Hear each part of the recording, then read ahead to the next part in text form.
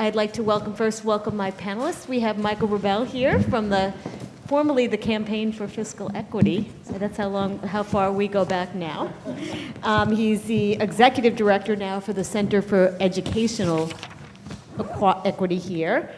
DeNora, who you met, thank you so much for grabbing me the mic. We also have Angelica, Infante-Green. Angelica. Hi. And Soma Al-Sayed, did I say that right? Al-Sayed. Al-Sayed, sorry I had it before. Okay. She's an 11th grader at the Young Woman Leadership School of Astoria. So we have students, commissioners, directors, a bunch of you with all kinds of different perspectives here about what exactly civics education is. It's sort of interesting, I was thinking about this as I was listening earlier. As an education reporter, I travel the country a lot. I spend a lot of time in classrooms. I'm not hearing a lot about civics education at all, and I think to the points that were being made earlier, that's because it's lacking in many areas. At the same time, we're hearing so much about student voices rising up and anger at this election, anger at this administration, anger around gun control, and in general, a lot of dismay with our system, and yet, what are they actually learning in school? What kind of civics education are students getting? Each of you sort of has a different definition of how you view it and how you see the civic mission of our schools. So I'd love to start down here with DeNora and ask a little bit about how you see it. Thank you. No, I have my thing. Yep, and it's on. Good afternoon, everyone. There we go. We're still awake. We will have some treats a little bit later to get that sugar flowing before the breakouts.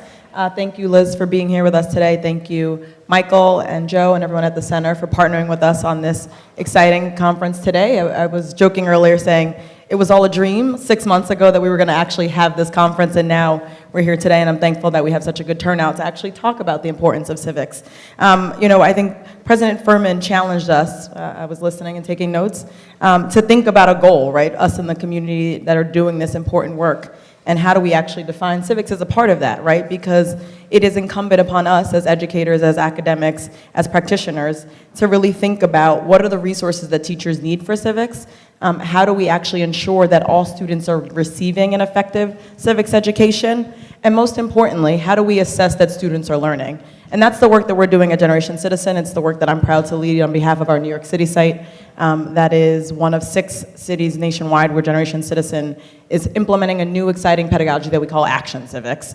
So often at this point, I sing, I'm just a bill on Capitol Hill, and you all know what that is, right? I mean, and it's not in any way pejorative or to be ageist, but that is not what we're doing at Generation Citizen. It is not what we mean when we talk about action civics. It is not what young people want to have in their classroom experiences, right? So when young people can like and hug and retweet things on the internet, we need to give them an action-oriented pedagogy, and that's the approach that we're using in our classrooms. You want it to be very hands-on, is my understanding. Very project-based, action-oriented, and make sure that it's localized. And so 6 components, if I may, to what we mean when we talk about action civics. First, we want to make sure students are debating and building consensus around an issue that's personal and affects them. Because once we get the young people to actually realize that it matters to them and their community, then they're hooked. I was with one of our students last weekend, or 2 weeks ago in the Bay, and she said, all the students start off the semester skeptical. Why are they here? What is Generation Citizen? Why do I have to take civics? And then once they realize that they actually have power, they have that sense of agency, that they can make a difference, as that young lady Ruba said, it's no longer a laughing matter, right? So we need to hook them. Then we want to make sure that young people are learning how to research and analyze the root cause of issues, and developing an action plan, right? So it isn't just raising awareness or saying there's a problem in my community. It's actually empowering young people to take action to understand that they can affect change. Third, we want to make sure that they're putting that plan into action by directly engaging with decision makers and local influencers. Fourth, we want to make sure that they're presenting, so they're having that public speaking moment, that ability to connect with community leaders like yourselves to talk about the power of their work and how they were civically engaged both in the classroom, but most importantly, how they're going to continue that civic engagement beyond. Last but not least, when they get back to that classroom after we have this culminating event that we call Civics Day, which we hosted last week for about 95 of our classrooms citywide, We want them to reflect and think about concrete ways to continue that project. So Action Civics isn't just that idea of in a classroom, it's not theoretical, it's real. So creating pathways for long-term civic engagement and making sure that they can reflect on how they can do that, both in the classroom with that specific project, but long-term. And that's the work that I'm excited to be working on at Generation Citizen. That's great. Michael, how do you approach civic preparation Well, from your perspective? yeah, I approach the issue of civic participation the way I approach many public policy issues, which is from a legal perspective. As Liz knows from, we go way back to the CFE days, I've been very involved in bringing a number of major education reform litigations, and the CFE case is the most important of all of them. Most people who know anything about CFE think of the additional funding that has come to students in New York City throughout New York State as a result of that case. We challenged the state system for funding public education. We got the court to say it's unconstitutional. We got a commitment from the state to increase funding by billions of dollars. We're more than halfway there. They still owe us. But what many people don't realize is there was another important dimension to CFE, and it's really what brings me here today. And that is in trying to determine whether at the present time, 15 years ago when we litigated the case, the schools in New York City had sufficient resources to provide kids their constitutional right to the opportunity for sound basic education. The court said we've got to first determine what is a sound basic education. We can't consider whether kids are getting it and whether the state's providing enough resources if we don't know what it is, and it had never been defined. So we went into a major process as part of this very lengthy litigation to define what is a sound basic education. And the final definition, a lot of interesting steps along the way, but the final definition that the highest court in New York State came up with in 2003 was that every kid in the state of New York has a constitutional right to an education that prepares them to function productively as civic participants capable of voting and serving on a jury. That is the essence of education as far as our state constitution is concerned. And you know what's fascinating is when you go back in history, you go back to the founding fathers of the federal Constitution. What did they think the purpose of an education was? Well, John Adams said at the time and wrote into the Massachusetts Constitution that the purpose of education is to prepare kids to maintain this new experiment in democracy that we are instituting in 1776. You go back to the Common School era, to Horace Mann. Why did he establish this free public school system where the children of the rich and the poor were supposed to be educated together? It was because if we're going to be able to maintain a functioning, vital civic republic, we have to educate all our citizens. So that's what education's about. And unfortunately, we've lost the vision of how important that is and the role schools have to play in it. And you know, I spent the last 2 years doing a lot of thinking about this, a lot of researching, and wrote a book that we're hawking with a flyer out there. But along the way, I got into the question of why has there been a decline in the school's emphasis on civic participation? And some people think back to something like the 50s and 60s as being the golden age of teaching civics and all. And probably there were more courses being taught in those days, and there was a lot more emphasis on patriotism and civic values and all. And you know, you can say it was the Vietnam War skepticism toward government institutions. You can say it's NCLB and its emphasis on limited outcomes that are gauged by standardized tests, that it's de-emphasized social studies and civics. All of that is true. But I'll tell you there's something else at work here. And that is, as much as we're talking about maintaining the original purpose of education that goes back 225 years in this country, we're also talking about a terrific challenge for how to approach what civic participation and civic education is in the 21st century. And we can't teach it the way we taught it in the 1950s. And somehow I think our teachers and our administrators and even our policymakers know that, and it's another reason they shy away from it. It's very difficult. How do you really prepare teachers to teach controversial subjects in the diverse populations we have, with the polarized political environment we live in, with the community flack they're going to get? But the fact is they need to do it. And let's find out how a little bit, though, about how that's happening in Selma Al-Sayed's classroom in Astoria, because you are actually in a classroom where there is some teaching of this going on, and I'm very curious as to what you're learning and how it's going, and how it's sort of integrated into the whole curriculum. Before I just turn it over to you, and I realized I was going on too far, I just wanted to give DeNora and Generation Citizen some credit here. One reason we're proud to co-host this event with them is that they've taken on that challenge, and they're dealing with civic education in the 21st century, and I'd love to hear how your school is also. Thanks. Sorry to cut you off, Michael. Thank you. So I go to a small all-girls school in Astoria, Queens, and the Young Women's Leadership. The Young Women's Leadership School of Astoria. All the way here. And our teachers have been teaching civic education in the classroom since day one, since I was in 6th grade, and we've really gone beyond the classroom. Okay. Eat the mic. Okay.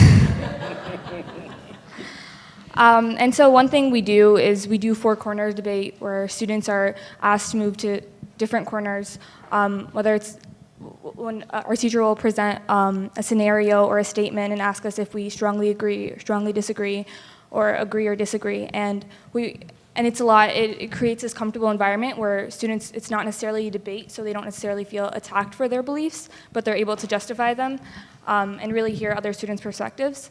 One thing that we also do is we have these 2 weeks before winter break called intensives, where all classes stop, and every student is put into a certain intensive where they spend 2 full weeks working on a specific project. And in the past, we've had one intensive called Extreme Makeover, where students worked to remodel a home that was next to our school for formerly incarcerated women, and they did this by approaching businesses and asking for grants and meeting with our councilmen, and so and they were able to remodel this home. We've also worked with Verizon to have it in the classroom where students were asked to develop solutions to certain issues that were close to them, and many students like me and a group of friends and I, we won a grant from Citizens Committee and to bring composting to our neighborhood. And so one thing that our school does that is completely different is not just teaching civic education in the classroom, but really giving us an opportunity to take action outside the classroom, and that really makes a larger impact. I'm also just curious, before we move on, how is it received? Are the students very receptive to this? Do you feel like this is an integral part of going to school every day and something that you wish other schools would be doing more of as well? Yes, we talk about all these issues, about gun control, about abortion, about like Black Lives Matter in every single classroom, and it's not something that's regarded as like different, but students are more engaged in these conversations because they impact them. My school, most of the students in my school, my school is a Title I school, and most of the students are minority students, and so these topics really affect them, and so they tend to be very engaged. That's great. Angelica, let's hear a little bit about it from your perspective and what you wish we could be doing more of and how you define it. Sure. So in agreement with everyone else, I think part of how the state defines it, I'm going to take a few minutes just to read from you exactly from our social studies framework. How many of you know it from New York State? Okay, so some of you do. But the language is very powerful, and I want you to understand, because as we look at other states, I think we are taking the lead in this area. And so I'm going to read to you what it says, and then I'm going to tell you what we believe as a state and what we're doing as we move forward. So here's the language so that you have it. Help young people make informed and reasoned decisions for the public good as citizens of culturally diverse, democratic society and interdependent world. That's pretty powerful if you think about it, right? Give students the tools to identify situations in which social actions require and determine an appropriate course of action. So it's not just kind of like a framework, but what do you do? How do you give kids the tools? We heard on this panel that we have to do things differently, right? This is a new generation. We can't teach it in a way where the kids don't feel empowered. And in order to do that, kids have to feel strong on who they are. So we have to start at the very beginning. Teach students how to work to influence those in positions. Hear the language, very strategic. Influence those in positions of powers to strive for extensions of freedom, social justice, and human rights. Teach students how to demonstrate respect for the rights of others, respectfully disagree with other viewpoints, and provide evidence for the counter-argument. That sounds easy, but it is one of the most difficult things to do, especially in the classroom. And part of what we've been talking about as a state and with the guidance of the Board of Regents and our chancellor that you just heard is points of view matter, and how do you bring that into the conversation? And we have been talking about also biases that we have, that we bring into the classrooms. We've heard a lot about biases that have been brought in by educators, by students. How do you have those conversations in a very safe place? And we have a framework that actually enacts that for the state of New York. That's extremely crucial. So we understand that a strong democracy is dependent on active, informed citizenry. That's what we are working from that basis. And part of us doing that work is also creating a framework for cultural, responsive, and sustaining pedagogy in the state of New York.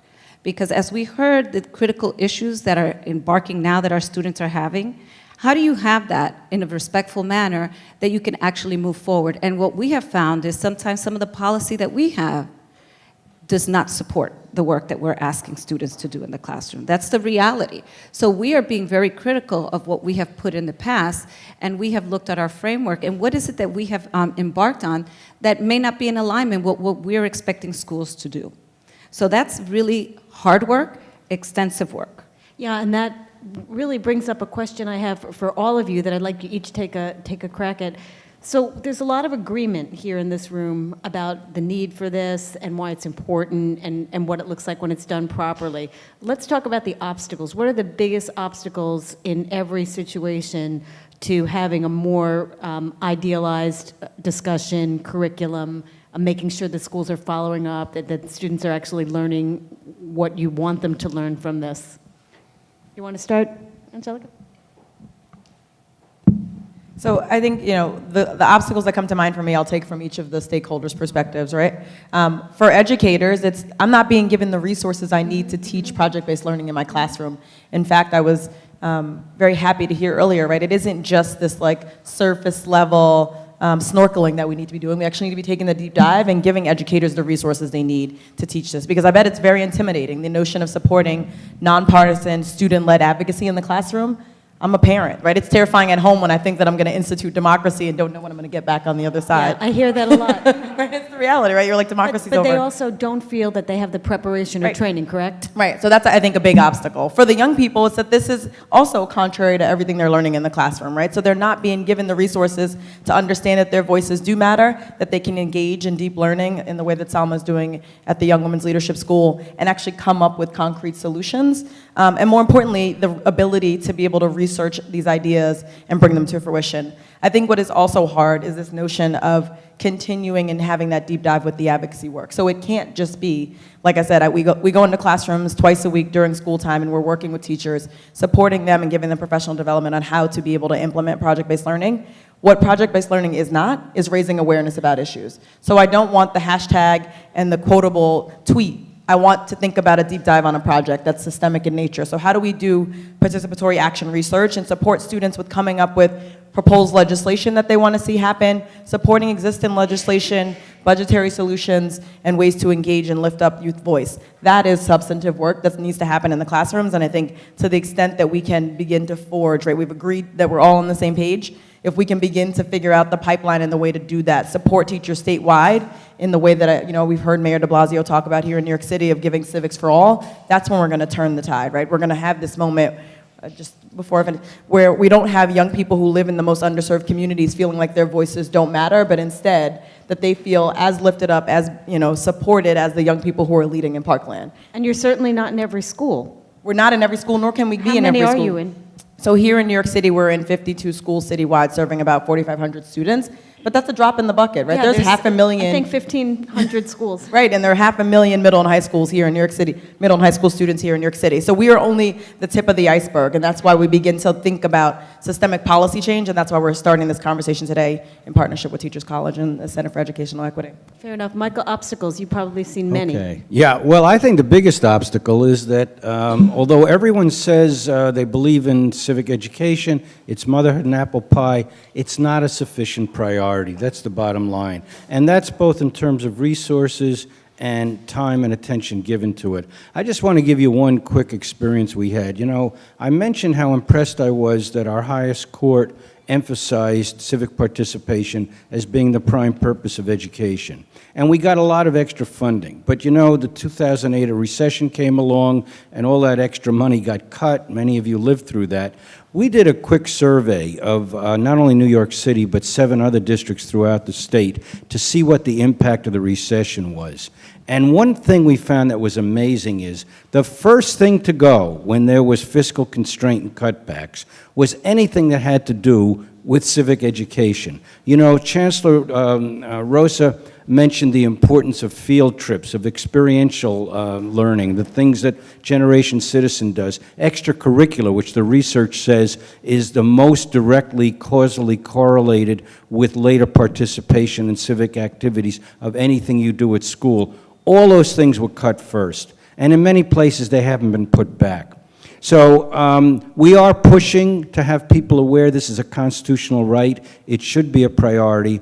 But we're also wrestling with the fact when I talk with teachers and educators, again, everybody believes in this, but they're under so many mandates and there are so many hours in the day. And how do you fit the proper emphasis into these things?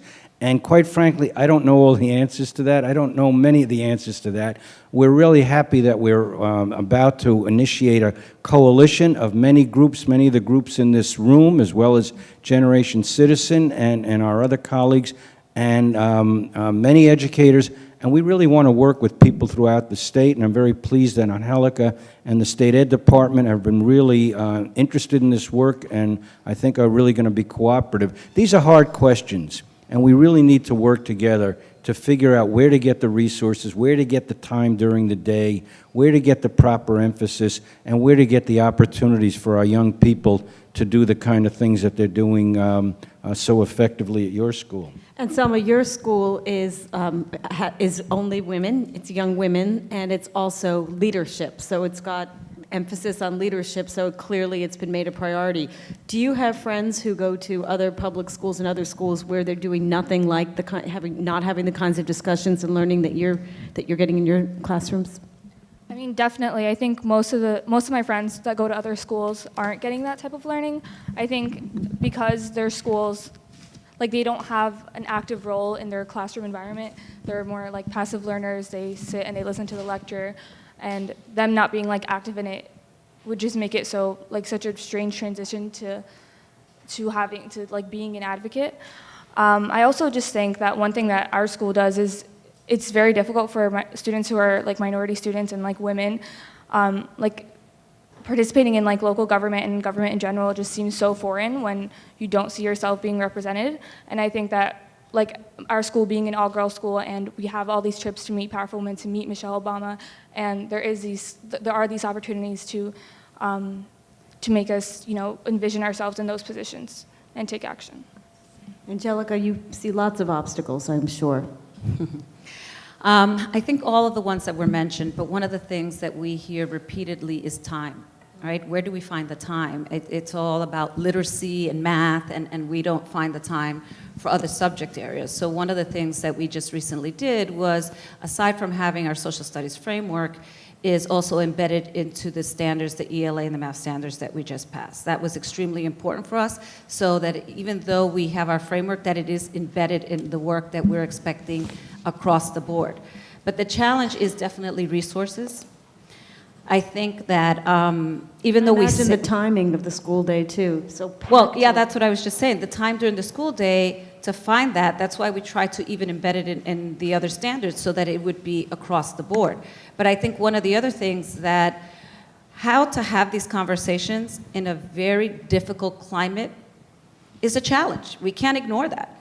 Teachers are getting in trouble for saying things or supporting things that the mainstream doesn't feel that they should be having those conversations. So when you don't have resources, when you don't feel you have the time, it hasn't been stressed enough, and then you're in a difficult climate, all of that put together is a huge challenge.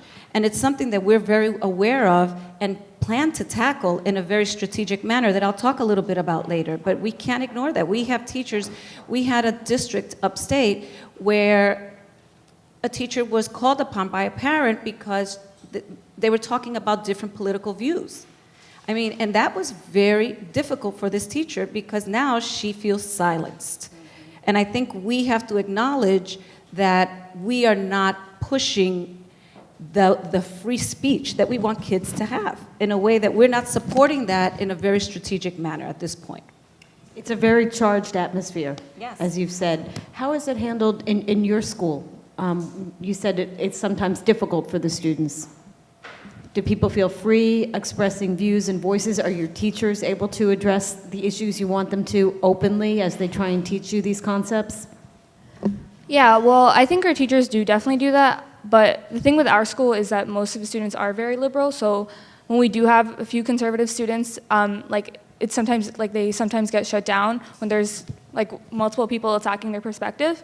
And that's why our teachers have focused more on having these four-corner debates where students don't necessarily have to, there's no back and forth where they have to constantly just justify themselves and have numerous people attacking them, where they just have to justify their opinion, but there isn't that attack from the other side. Before we open up to questions from the audience, I'm going to ask you each quickly to tell us what you think, if we could just do one thing to help schools prepare for the opportunity to give better civic education without maybe having necessarily all the resources and curriculum and the training you want, what one thing could we do in all schools? You know, what I wanted to respond to your question, and it's really responding to what Angelica just said. It is a difficult, polarized, charged atmosphere. And teachers are rightly apprehensive about doing what they need to do to teach controversial issues and get kids to open up. And one of the ideas that we have that we hope to try to develop next year is the idea of engaging the broader community, the school board, the parents, try to get some community forums on this exact issue.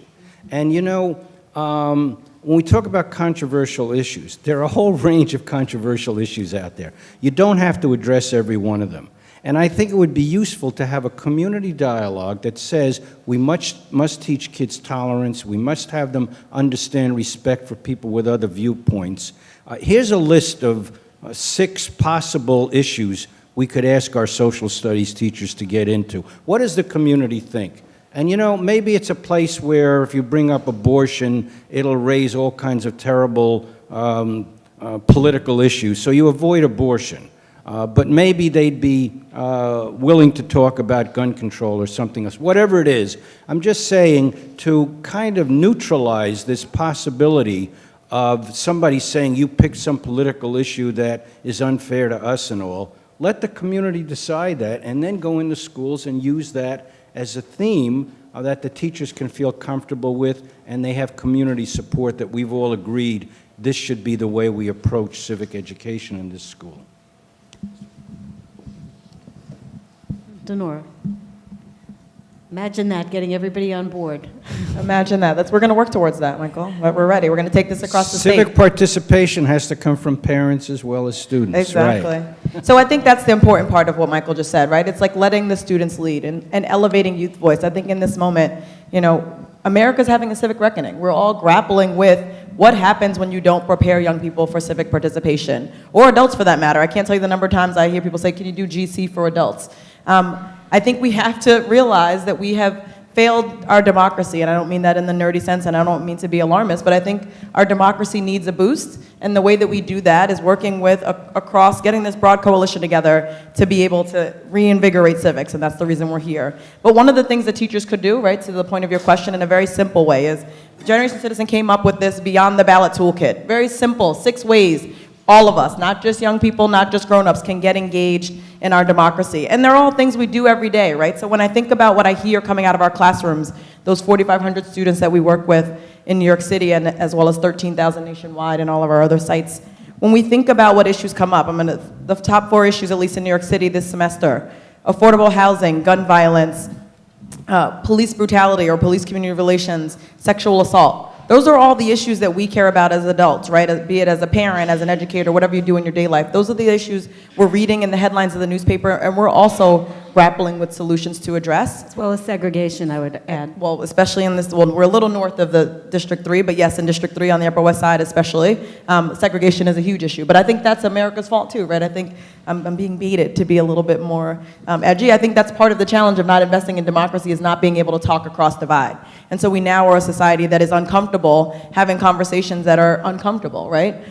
You can go online and say, I didn't like what Liz had to say, so I can unfriend her on social media and I never have to hear her opinions again. And that means that we don't know how to talk across divide, we don't know how to build consensus. And that's the work we're doing in our classrooms, is actually teaching young people that fundamental skill of engaging in conversations and working towards solutions. And so this toolkit, which we have some of them outside, actually just has some common sense ways that we can all go beyond the ballot. You have copies to hand out. We do. Go beyond the ballot, right? It isn't just about voting, and it's everything that leads up to that. How do we build consensus with our peers who disagree with us? How do we engage, attend a political gathering, lobby a decision maker? How can we speak at a community forum and make sure that our voices are heard? We're going to advocate for action civics. How do we write an op-ed in a local newspaper, actually read the newspaper and be informed? We begin to do those things. We can all, in our classrooms, but also in our society, I think, reboot.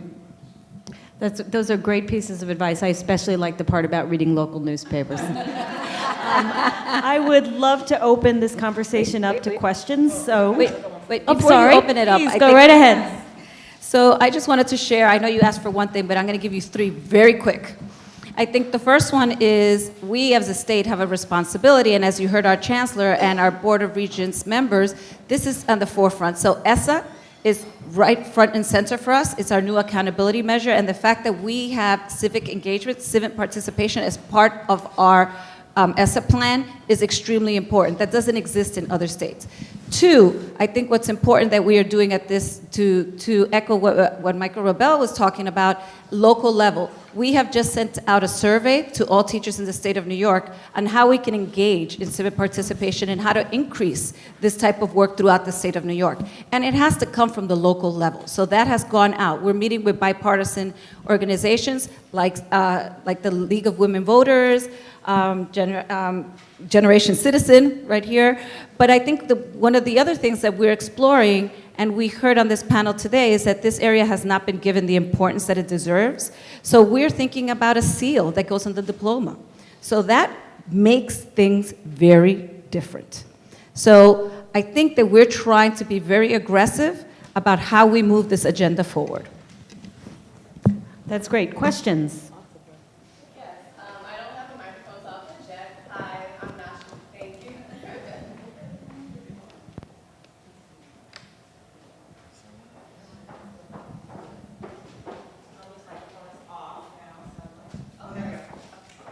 Hi, I'm National. My question is, first of all, thank you all for being here today, and I completely agree with everything, specifically civic education being a part of students' everyday life. And so I'm wondering, what best practices or tips do you have on really engaging families and parents so that it doesn't just feel like something that happens at school, but it is something that is full circle in students' lives? Who would like to tackle that? We could talk a little bit. So some of the things that we're doing is that we're working with local advocacy groups to really talk about this in the community where it's outside of the school.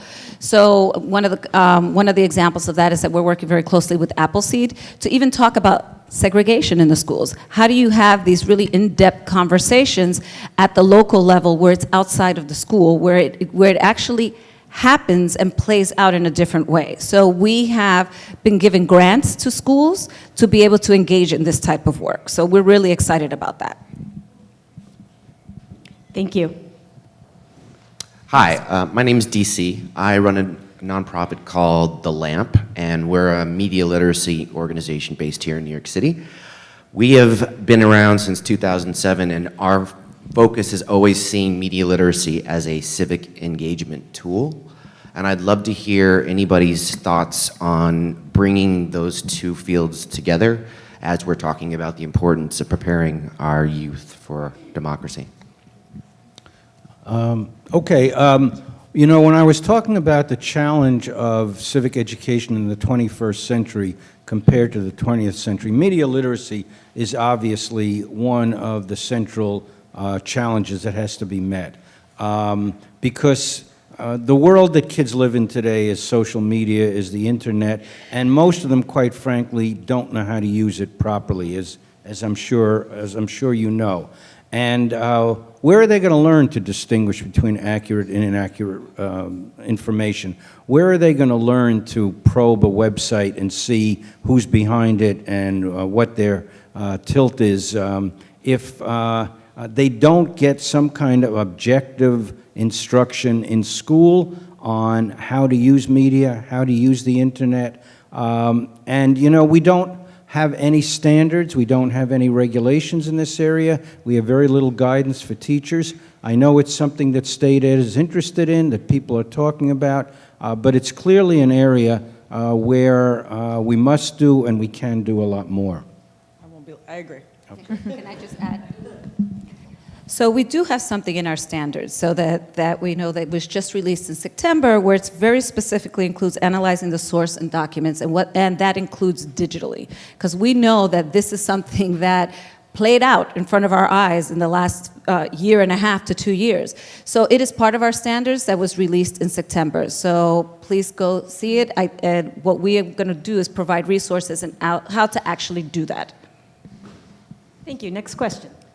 My name is Betty Holcomb. I'm with the Center for Children's Initiatives, and we focus on early childhood. And before I even say what I'm going to say, which Michael's probably anticipating, I just want to give a shout out to Regent Reyes around the incredible work that the regents are doing around developing a solid early childhood approach and the kinds of emphasis they're giving around diversity, multilingualism, emergent language and literacy that's so important to all this.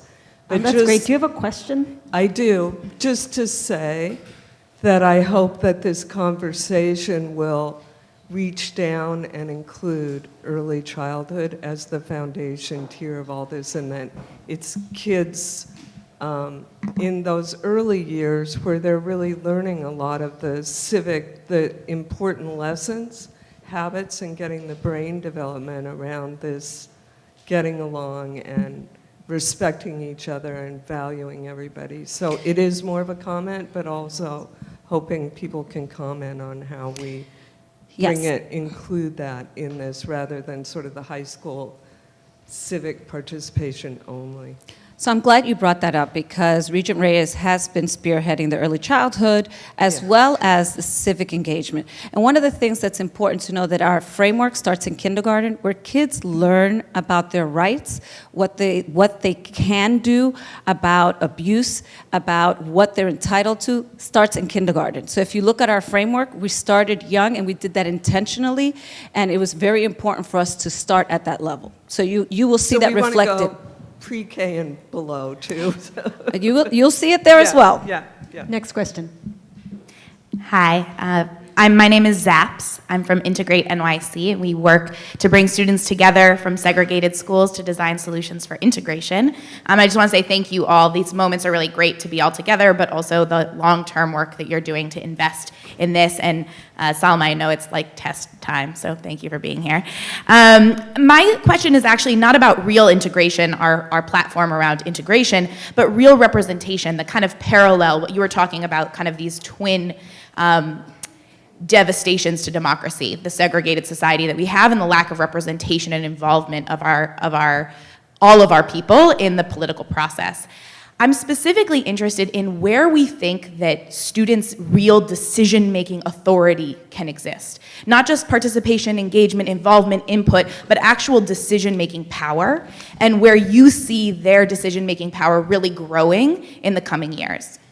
I think that's a great question. And I would say to you, that's the work that we are spearheading in the classroom. Just to build on the last comment, right? So Generation Citizen starts working with students as young as 6th grade. And now there's only this one state mandate that is a 1-semester participation in government class, if you will. But we realize for many seniors, right, that that's too late. They are coming of age in a different way, be it to go off to college or to trade school or start a career.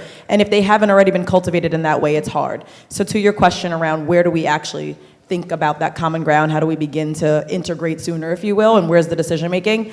We see in the classrooms that, especially for our younger students, they can influence decisions in their school building. And when they do, we have one of our assistant principals from the Bronx Academy of Letters on the next panel, Aaron Gary. It's powerful, right, to see the young people actually advocating and calling for a meeting with their local decision maker in their school building. Then that translates to what happens at home, right? We do hear that trickle down or that circle loop, the feedback loop closing, that they're also using those same civic knowledge and skills in the home, but in their community when they really think about, oh, I actually can influence decisions. Because they go from having this belief that they have no sense of agency or power, especially our most underserved students, right? Because no one's coming to listen to them, no one has asked for them.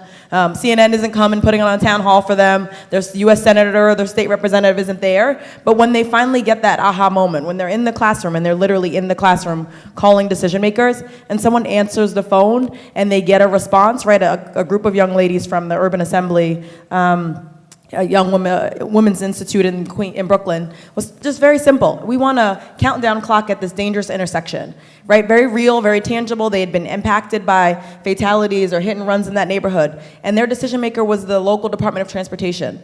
They said, we're gonna call and ask for you to install this countdown clock. We know how much it costs. Can you do it? Here's the evidence for why it matters. When they didn't hear back, they called their local council member and said, not only are you our council member, but you sit on the transportation committee and you have oversight over the Department of Transportation. So we want you to call the borough commissioner and make sure that you get this traffic signal installed. And then they didn't hear back and they called the media, right? So they're like, mind you, our semester's 10 weeks long. So in a 10-week period, these young ladies were at it. And they called the media, they got the media to come to their classroom and film them. And then what did they do? They called the decision maker again and said, did you see our hit in the media? Because we want the countdown clock. And they got their countdown clock, but that's when they realized the power of their voice, right? Is when you focus on the local and you make it tangible and accessible. A lot of the systemic change that we see our young people advocating for is gonna take generations to fix. Maybe not the 72 years it took from Seneca Falls to the 19th Amendment, but it's gonna take some version of that in a, in a selectivist environment where we live now. This curriculum gives them power to have that local decision making. Yeah, I'd just like to quickly respond to that also, because I want to give some kudos to my colleague Joe Rogers. He's been doing a terrific job with what we call our Know Your Rights campaign.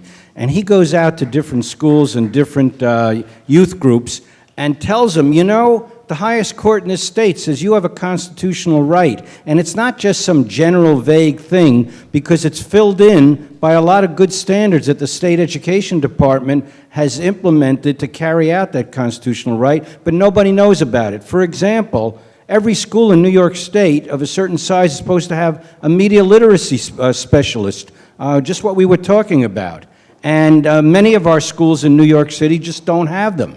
Every school is supposed to have decent facilities, like decent bathrooms, and I think half the schools in New York City must be non-compliance on that. You go and tell this to kids, their eyes open up. What? We have a right to this? We have a right to a decent bathroom? We have a right to instruction and media literacy? And it really gets them going. So these are some of the concrete ways I think we can get kids more involved, let them know that they have rights, and they have power when they use them. These are great examples.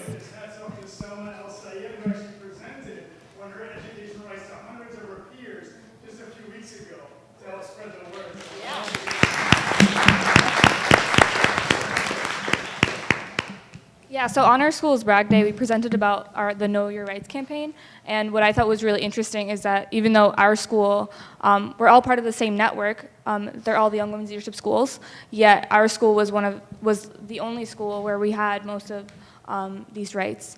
And I think, adding on to your question about where we see student choice, in our district where we have participatory budgeting, and our people from our councilman's office come and we tell them what we want in our communities, and then we get to vote for it. And like last year, our school got like $200,000 to build a STEAM lab, and that was all students voting, and that gave them like autonomy. These are great examples. Did they fix the bathrooms, though? In our school we have pretty good bathrooms, but one of the other schools they had like one bathroom for 500 girls. Yeah, Michael's right about that one. Okay, next question. Hi, my name is E. I'm a Generation System Program alumni. I'm on to ask a question in regarding to the content that in school and regarding teacher silence. I want to ask, is it practical to have students and parents sign an agreement contract prior to admission in regarding to the content that the school teaches to students? Because in my college, there a similar thing is in kind of process. So I want to ask, is it possible in below high school to have this kind of system set up in order to have the student and teachers have freedom of speech? And if it does, do the student have their own right to decide whether or not they are able to listen, or if their parent does not allow them to? It's an interesting proposition. So Yi was one of our students last year with us, and then participated in our summer internship experience, the Community Change Fellowship, which is like a direct pipeline to how do I take this knowledge and skills and apply it to the real world. And so thank you for the question, Yi. It's something we haven't considered before, this notion of a pledge, right? Like, how do we actually all commit ourselves to this civic journey, and actually reinforcing it for our young people at home? So parents pledging that they're going to support their students and vice versa. So I think it's something we should definitely think about for the long term. But I wonder if, right, let's just pursue that train of thought for a second. If we know that in our most underserved communities, you're 30% less likely to have a conversation around your dinner table about civics, or to be getting an effective civics education classroom in your school, if we had a pledge like that, will we all take democracy a lot more seriously? I would venture to say yes, and so I think that's a great suggestion, and one I want to talk more about with you. Thanks. We have time for one more question. Two more, actually. Oh, great. You've been waiting so patiently. My name is Peter Goodman. I write a blog called That in the Apple. The state does a great job of writing a curriculum. There's a ton of material, and they're getting more and more out. But the other side is the learning side. How effective is the curriculum in making change? So does Generation Citizenship, are they tracking these 4,500 students who are in the program? Is there an assessment so as time goes by, we'll know how effective the program is, and if not, why not? Because the other side of teaching and learning, if we're not effective, we have to be reflective and look back and constantly change what we're doing to make it more effective. But this pool of 4,500, I think, is a very rich pool in which we can learn a lot from.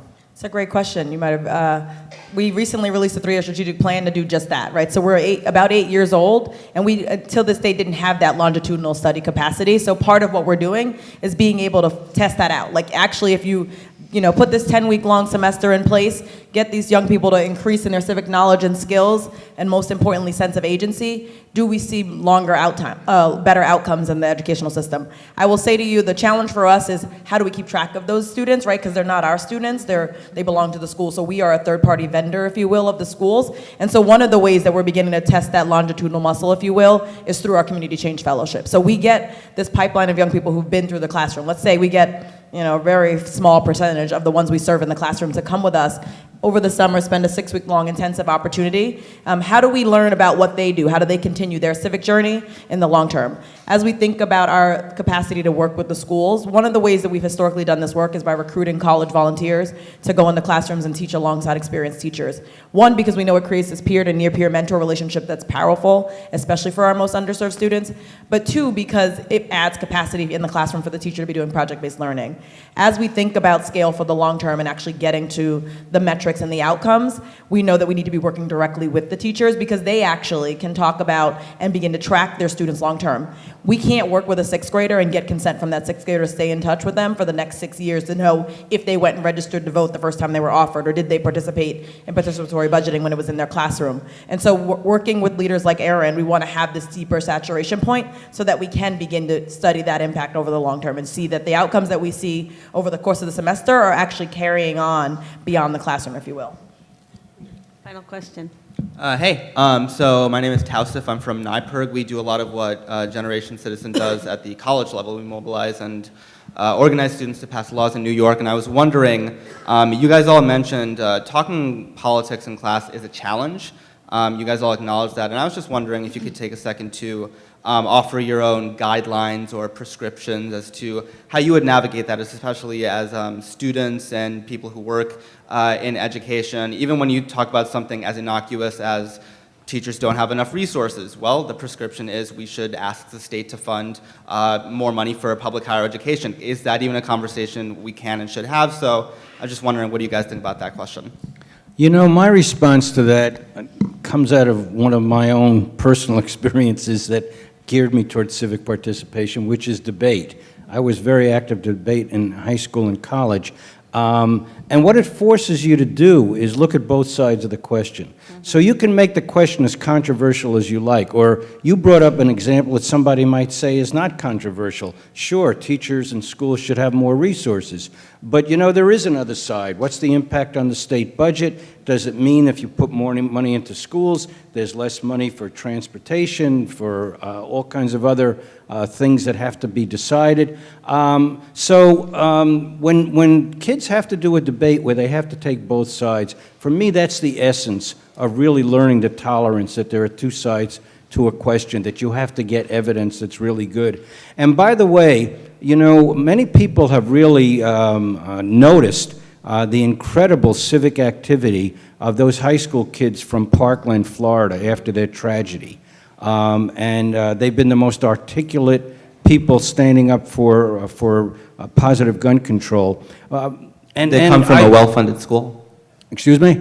They come from a well-funded school. Yeah, that's what I was going to say. It's not only that they were well-funded. You know, it's interesting to me, by the way, there have been, I tracked them, something like 38, unfortunately, mass shootings in American secondary schools since Columbine. That was in 19 years ago. This is the only school where the kids have really taken a leadership and done the kinds of things that you would hope that people affected by this would do. And it's what you said, yes, it's an affluent school district, and they're well-funded, and that school district requires every kid to engage in debate and speech classes. So when this happened, they were on CNN the next day. It happened that gun control had been their main debate issue for the year. They had researched it. They knew that what they were... It's a real example of what kids can do when they get the proper resources and training. And it's an example of what we want for all of our kids, I would say. Yeah, Michael's right. I heard those students speak last week at a conference in Los Angeles, and they were amazing. It was so quiet. They were so articulate and passionate, and it was also so painful. I mean, it was tremendous that they had those skills and that they had the knowledge and they knew exactly what they were talking about and they debated it beautifully, but at the same time, it was unbelievably tragic. Sad just listening to them. So I want to add to that because I'm glad you brought that up because they do have a curriculum about leadership and engagement. So unfortunately, when this tragic event took place, they were ready because they have been trained to do that. But at the other end, we have communities that have been disenfranchised, right? That may be having the same debate, but it's heard differently, right? So I think we need to engage in that. And one of the things that we're trying to do at the state level is to create this framework of culturally responsive, sustaining education so we can have that type of debate. Where do you create agency in students that are not from communities that normally feel like they have that power or have that platform? I think that we can't ignore that, and that's at the root of everything we're doing. Because certain communities are able to move the agenda a lot faster because there's that sense of agency. And when you have immigrant communities that engage in this differently, that come from countries where you could lose your life for having these kinds of conversation, I think we need to see this from a different perspective if we're really going to talk about what this looks like in America. Thank you. Well, thanks very much for this panel. It was really interesting, and I'm sure you folks will be around to answer more questions.